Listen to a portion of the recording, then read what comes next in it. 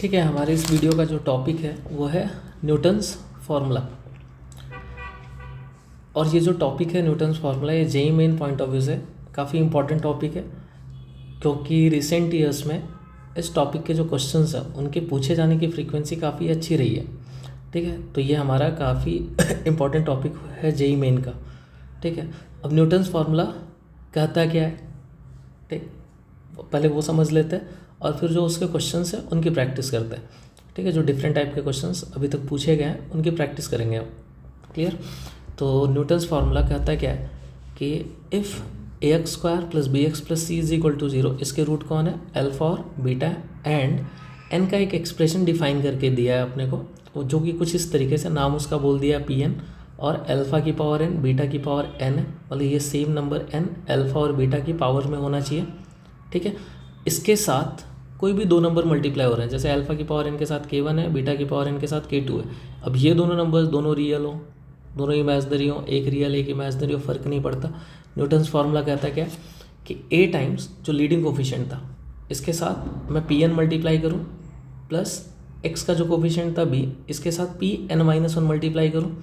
ठीक है, मतलब इस n से एक कम, और यहाँ पे जो कांस्टेंट है उसके साथ इससे एक कम मल्टीप्लाई करूँ, और ये जो समेशन आएगा फिर ये किसके इक्वल आएगा, 0 के इक्वल आएगा। ठीक है, ऐसा न्यूटन्स फार्मूला कहता है हम। ठीक है, अब न्यूटन्स फार्मूला को अगर एग्जाम्पल से तुमको समझना है तो चलो देखते हैं। इफ़ 3x² + x + 5 = 0, इसके रूट्स मान लिया अपन ने कि अल्फ़ा और बीटा है, एंड एक n का एक्सप्रेशन pn, सेम पैटर्न में जैसा स्टेटमेंट में था न्यूटन्स फार्मूला के, वैसा अपन ने डिफाइन कर दिया कि अल्फ़ा की पावर n माइनस का बीटा की पावर n। यहाँ पे मैंने k1 k2 क्या लिया, 1 एंड -1 लिया, तो वो तो मैंने पहले ही बोल दिया था k1 k2 यहाँ पे कैसा भी पेयर लोगे, मतलब किसी भी दो नंबर का पेयर लोगे सबके लिए वैलिड होगा। हमारा k1 कितना है, यहाँ पे 1 है, और k2 कितना ले लिया मैंने, -1 ले लिया।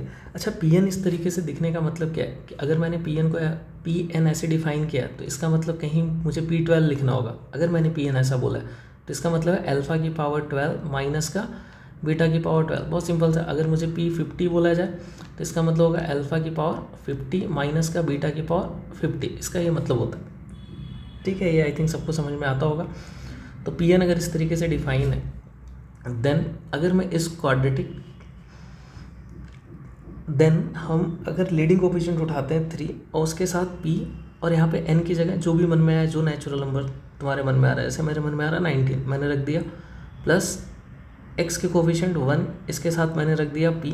अगर यहाँ 19 रखा है तो यहाँ पे 18 रखेंगे, प्लस 5 टाइम्स अगर यहाँ 18 है तो उससे एक कम, ठीक है, वो कितना आ जाएगा 17, मतलब यहाँ 19 है तो उससे एक कम, फिर नेक्स्ट 18 से एक कम, और ये समेशन पक्का किसके इक्वल आएगा, 0 के इक्वल आएगा। ऐसा न्यूटन्स फार्मूला कहता है हमें। ठीक है, p19 का मतलब अगेन वही अल्फ़ा की पावर 19 माइनस बीटा की पावर 19, जो कहीं ना कहीं कैलकुलेट करके एक नंबर आएगा। ऐसे p18 एक नंबर है, p17 एक नंबर है, तो न्यूटन्स फार्मूला हमें ये कहता है कि ये समेशन किसके इक्वल आएगा, 0 के इक्वल आएगा। ठीक है, अच्छा एक चीज़ और है कि ये किसी भी क्वाड्रेटिक के लिए वैलिड है। ठीक, इवन ये हाई डिग्री पॉलिनोमियल पे भी एप्लीकेबल होता है, हाई डिग्री पॉलिनोमियल इक्वेशंस के लिए भी होता है न्यूटन्स फार्मूला, लेकिन हमें तो बस क्वाड्रेटिक के लिए पढ़ना है। ठीक, जैसे अगर मैं 3 के साथ p कोई भी नंबर नेचुरल नंबर, जैसे मान लिया 50 ले लिया अपन ने, तो यहाँ पे 1 टाइम्स p 49 प्लस 5 टाइम्स कितना आ जाएगा p 48, और ये किसके इक्वल आएगा, 0 के इक्वल होगा। ऐसा न्यूटन्स फार्मूला कहता है। ठीक है, अब इसका प्रूफ क्या है, तो प्रूफ अभी मैं लास्ट में आपको एक्सप्लेन कर दूंगा न्यूटन्स फार्मूला का प्रूफ क्या है। आई थिंक आपको समझ में आ गया होगा कि न्यूटन्स फार्मूला कहता है क्या। अभी तो बस देख लो अप्लाई कैसे करना है। अगेन मैं फिर से रिपीट कर रहा हूँ, लीडिंग कोफिशिएंट उठाया 3, p के साथ कोई सा भी नेचुरल नंबर जो तुम्हारे मन में आ रहा हो। ठीक है, जैसे मैं 2025 ले लिया। ठीक, इसके साथ फिर x का जो कोफिशिएंट है 1, उसके साथ हम क्या लेंगे, अगर यहाँ 2025 लिया आपने तो 2024 लोगे, प्लस 5 टाइम्स यहाँ पे क्या लोगे, p 2023 लोगे, ये समेशन किसके इक्वल आएगा, 0 के इक्वल आएगा। ऐसा न्यूटन्स फार्मूला हमें बताता है। चलो इसका प्रूफ भी देख लेते हैं। तो इसका प्रूफ क्या है, तो प्रूफ के लिए हम ऐसा बोल सकते हैं, हमें क्या प्रूफ करना था कि a times pn plus b times pn-1 plus आपका c times p n minus two, ये समेशन किसके इक्वल होगा, 0 के इक्वल आएगा ना। तो ए पी एन का मतलब क्या हो गया, K1 टाइम्स अल्फ़ा की power n plus K2 times beta की पावर एन, ये हमारा पी एन आ गया।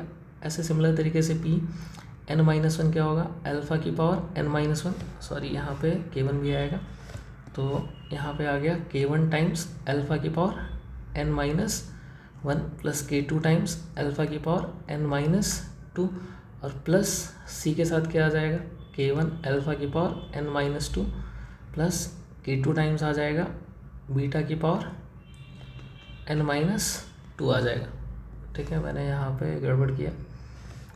ठीक है, पी एन माइनस वन का मतलब क्या है कि जो पी एन था उसमें बस हमें एन की जगह एन माइनस वन रख देना है, तो यहाँ पे बीटा के साथ कितना आ जाएगा, एन माइनस वन आ जाएगा। क्लियर। अब अगर मैं अल्फ़ा अल्फ़ा वाले टर्म्स को देखूँ, यहाँ पे अल्फ़ा है, यहाँ पे अल्फ़ा है, इनमें सबसे छोटी पावर कौन सी है, अल्फ़ा की पावर एन माइनस टू, और K1 साथ ही साथ कॉमन मिलेगा, तो अल्फ़ा की पावर अगर मैं एन माइनस टू कॉमन ले लूँ K1 के साथ, तो यहाँ पे एक a बचेगा, और यहाँ से एन माइनस टू पावर निकाल लिया तो अल्फ़ा स्क्वायर बचेगा, तो a टाइम्स अल्फ़ा का स्क्वायर प्लस नेक्स्ट यहाँ पे ऐसे सिमिलर तरीके से क्या आ जाएगा, बी अल्फ़ा प्लस यहाँ पे कितना आ जाएगा, c आ जाएगा। सिमिलर तरीके से अगर मैं बीटा वाले सारे टर्म्स में से K2 बीटा की पावर n माइनस टू को कॉमन ले लूँ, तो उसके साथ जनरेट होगा हमारा a beta square plus b beta plus c आ जाएगा। ठीक, और हमें पता है कि अल्फ़ा बीटा हमारे इक्वेशन के रूट थे, तो अल्फ़ा इसको सेटिस्फाई करेगा, मतलब a alpha square plus b alpha plus c कितना होगा, 0 होगा, तो इसका मतलब ये कितना आ गया, 0 आ गया। सिमिलर तरीके से ये कितना आ गया, 0 आ गया, तो इसका मतलब ये समेशन कितना हो गया, 0 आ गया। क्लियर ना। तो देखो क्लियरली हमारा यहाँ पे n किसी भी नंबर से स्टार्ट करो, ठीक है, n minus one n minus to, इसके लिए समेशन किसके इक्वल आता है, 0 के इक्वल आता है। आपको बस इस चीज़ का ध्यान रखना है, यहाँ पे 3 कॉन्जिक्यूटिव इंटीजर्स होने चाहिए, और इस चीज़ का ध्यान रखना है कि जो एक्स स्क्वायर का कोफिशिएंट उसके साथ p के नीचे सबसे बड़ा नंबर होना चाहिए, b के साथ p के नीचे उससे छोटा नंबर, c के साथ p के नीचे उससे जस्ट एक कम नंबर। ठीक है, तो ये आपको ध्यान रखना है। ये न्यूटन्स फार्मूला का प्रूफ हो गया। अब चलो कुछ PYQ के जो क्वेश्चंस हैं हम उनको देखते हैं। तो ऐसे ही हमारा फर्स्ट क्वेश्चन है, ये 2020 का प्रॉब्लम है, alpha and beta are the roots of the equation 5x square plus 6x minus two is equal to 0। यहाँ पे एस एन डिफाइन किया है इसने। ठीक है, तो अगर आप रिलेट करोगे न्यूटन्स फार्मूला के स्टेटमेंट से, तो यहाँ पे K1 K2 का काम कौन कर रहा है, 1 1 कर रहा है। ठीक है, चलेगा। और हमसे पूछ रखा है इन सब में से कौन सा ऑप्शन ट्रू है हमारा।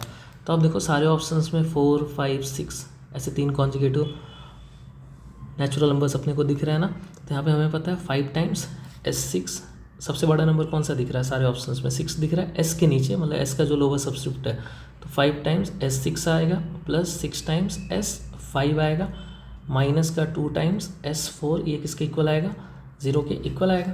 अब यहाँ से मैच करा लो आप, तो 5 टाइम्स S6 ये 2 ऑप्शन में, और is equal to 2 times S4, तो कहीं ना कहीं हमारा ऑप्शन सी सही होगा। ठीक है, चलो भाई सेकंड क्वेश्चन देखते हैं। Let alpha beta be the roots of the equation this and gamma delta be the roots of the equation this. P n define किया है, वही न्यूटन्स फार्मूला तुरंत क्लिक करना चाहिए हमें। अगर अल्फा की पावर n बीटा की पावर n रख के अगर n का कोई एक्सप्रेशन डिफाइन किया जाए, तो यही हमारा हिंट है न्यूटन्स फार्मूला की। एंड फिर सेकेंड क्वाड्रेटिक के लिए भी एक नंबर डिफाइन कर दिया है Qn, और फिर हमसे इसकी वैल्यू पूछी जा रही है। अब आप देखो यहाँ पे 23 24 25 3 कॉन्जिक्यूटिव नेचुरल नंबर्स हो गए ना। तो यहाँ पे Pn वो तो फर्स्ट इक्वेशन के लिए डिफाइन किया था, तो हमें पता है कि अगर मैं यहाँ पे लिखूँगा P25 क्योंकि 1 है लीडिंग कोफिशिएंट, तो 1 times P25 plus √3 times P24 minus का 16 टाइम्स P23, ये किसके इक्वल आएगा, 0 के इक्वल आएगा। अब यहाँ पे P25 plus √3 P24 upon 2 times P23, तो इसका मतलब इसको इधर लेके जाना है और P23 को नीचे लेके आना है। तो यहाँ से हम क्या बोल सकते हैं कि P25 प्लस आपका √3 टाइम्स P24 डिवाइडेड बाई आपका 2 टाइम्स P23, ये किसके इक्वल आ जाएगा, 8 के इक्वल आ जाएगा। सिमिलर तरीके से अगर आप डायरेक्ट इसको सोचो कि ये क्या निकल के आना चाहिए, क्लियर। तो यहाँ पे 1 टाइम्स Q25 सही है। और 23 अगर आ रहा है तो इसका मतलब ये -1 टाइम्स Q23 था ये, और ये किसके इक्वल आएगा, -3 टाइम्स, इसको उठा के वहाँ भेजोगे, समझ रहे हो, मतलब इसके रेस्पेक्ट में जो टर्म जनरेट होता है 3 टाइम्स Q24 उधर भेज दिया, और Q24 से डिवाइड करोगे तो इधर -3 बच जाएगा ना। तो इसका मतलब इसकी वैल्यू कितनी आने वाली है, -3 आने वाली है। तो जो हमारा आंसर आएगा वो कितना आ जाएगा, 8 प्लस -3, तो आंसर इज़ 5। ठीक, तो ये हमारा फाइनल आंसर हो गया। चलो भाई, फिर एक तीसरा क्वेश्चन देखते हैं। Alpha beta are the roots of the equation this, और alpha greater than beta, P N अपने को बोला है for each positive integer n, clear, यहाँ पे ऐसे डिफाइन किया, then the value of this. अब जैसे ही आपने देखा अगेन एन का एक्सप्रेशन अल्फ़ा और बीटा के टर्म में, K1 K2 1 -1 यहाँ पे, देन द वैल्यू ऑफ कुछ पूछा गया अपने से ना, P17 P25 √2।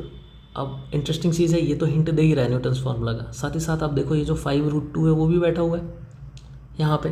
तो न्यूटन्स फार्मूला जब हम अप्लाई करते थे तो x² x और जो x⁻0 इन सब के कोफिशिएंट्स का यूज होता था ना उसमें, ठीक है। लेकिन उसके लिए न्यूमरेटर में यहाँ पे आप देखो P17 कॉमन आ रहा है, P17 को अपन ने अगर कॉमन ले लिया तो बचेगा क्या, P20 प्लस 5√2 P19 बचेगा, और डिवाइडेड बाई यहाँ पे इन दोनों टर्म में आपको P18 कॉमन निकलते दिखेगा।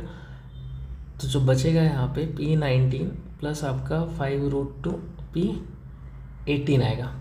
अब क्लियरली अपने को दिख रहा है 19 20, ठीक है। तो अगर मैं न्यूटन्स फार्मूला अप्लाई करूँ तो 1 टाइम्स P20 जो कि यहाँ पे, और 5√2 टाइम्स P19, और ये किसके इक्वल आ जाएगा, -10 टाइम्स P18 के। तो ये आ गया P17 into -10 times P18 divided by, ठीक है, डिवाइडेड बाई क्या आएगा यहाँ पे, P18 तो पहले से ही था, इंटू आपका यहाँ पे देखो n का काम कौन कर रहा है, फिर 19 कर रहा है, क्योंकि P19 प्लस 5√2 P18, और ये किसके इक्वल आ जाएगा, -10 टाइम्स P17 के इक्वल आ जाएगा, ठीक है। अब ये जो clearly numerator denominator exactly same है, तो आंसर कितना आ गया इसका, 1 आ गया, ठीक है। बहुत सिंपल क्वेश्चन था ना।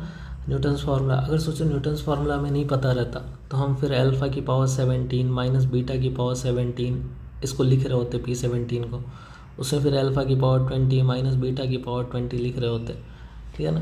फिर कुछ दूसरे तरीके से भी ट्राई करते हैं सॉल्व करने के लिए, तो थोड़ा सा वो टाइम ले जाता हमारा एग्ज़ाम में। चलो देखो एक और क्वेश्चन है, alpha beta be the roots of the equation this with imaginary part of alpha less than imaginary part of beta. Pn अपने को डिफाइन किया, P3 पता है, P4 पता है, P5, अगेन Pn हिंट दे रहा है हमको न्यूटन्स फार्मूला का, ठीक। तो यहाँ पे P3 गिवन है, P4 गिवन है, P5 गिवन है, P6 गिवन है, फिर अपने से अल्फ़ा की पावर 4 प्लस बीटा की पावर 4 का मॉड पूछा गया यहाँ पे, ठीक है। तो अगर सपोज हमें अल्फ़ा की पावर 4 प्लस बीटा की पावर 4 पूछा गया, तो ये तो हम पहले से ही पढ़ते आ रहे थे, ये तो हम निकालना जानते हैं कि alpha square plus beta square का होल स्क्वायर कर दिया जाए माइनस का 2 times alpha square beta square कर दिया जाए, ठीक ना। तो इसकी वैल्यू कैलकुलेट करना हमारे लिए बहुत इजी होगा अगर हमें ए और बी पता चल जाए, क्योंकि ए और बी मिल जाएगा तो फिर sum of root product of root की हेल्प से हम ये सारी चीज़ें कैलकुलेट कर सकते हैं, ठीक।